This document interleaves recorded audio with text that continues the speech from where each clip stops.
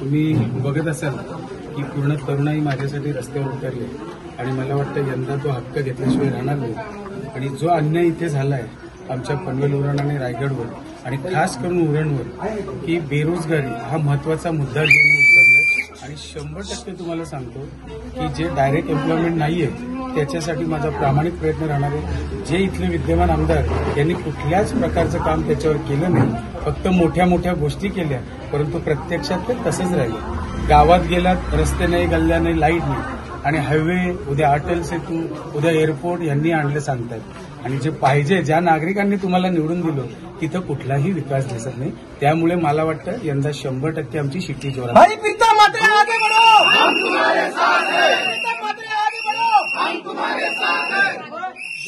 विरोधकांबद्दल प्रचंड रोष नागरिकांमध्ये सध्या पाहायला मिळतोय.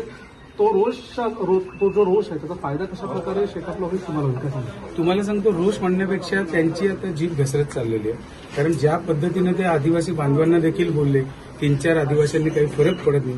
ज्या पद्धतीने ते आगरी कोळी बांधवांना बोलले की तुमची आगरी मुलगी देणार का, की आगरी मुलगी मागायला आलोय का, आणि ह्या पद्धतीची वाच्यता एका लोकप्रतिनिधीला शोभत नाही आणि आमच्यावर असे संस्कार नाही आहेत. परंतु मला खात्री आहे की ज्या पद्धतीने त्यांची जीभ घसरली आहे ती यंदा मला वाटतं ती घसरलेलीच राहील आणि शिट्टी जोरात वाजेल. याच्यात गुन्हेगारी जी आहे ते देखील उरणमध्ये वाढलेली आपल्याला पाहायला मिळते. कशा प्रकारे शेकाप या संपूर्ण विषयाकडे पाहते?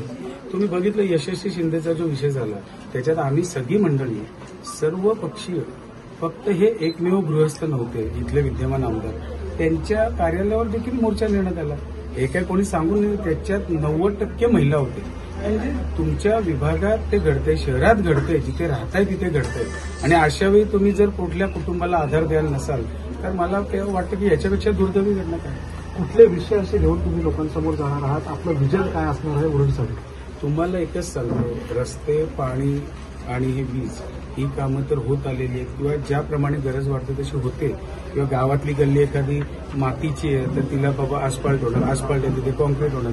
परंतु बेरोजगारी हा महत्वाचा मुद्दा आहे जो माझ्या इथला तरुण आणि खास करून पनवेल उरणचा तरुण आणि जे आता आपल्या त्या आंतरराष्ट्रीय दिबा पाटील विमानतळ येतंय याच्यात आमच्या इथले स्थानिक आणि जे राहायला आलेत भारताच्या कानाकोपऱ्यातून ते देखील आमचे स्थानिक आहेत. परंतु इथल्या भूमिपुत्रांना सर्वप्रथम प्राधान्य देणं आणि कुठल्याही परिस्थितीत त्यांना एअरपोर्टला डायरेक्ट एम्प्लॉयमेंट लावणं हा माझ्यासमोर टार्गेट आहे. भूलथापांना बळी पडू नये, कारण अनेक भूलथापा दिले जात आहेत. त्याला कशा प्रकारे मतदारांना काय आवाहन कराल?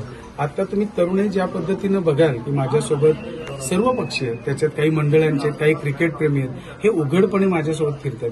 याच्यावरनं समजतं की गेल्या 5 वर्षात त्यांची निराशा झाली. त्याच्यामुळे मला बाकी काही बोलायची गरज नाही असं मला वाटतं.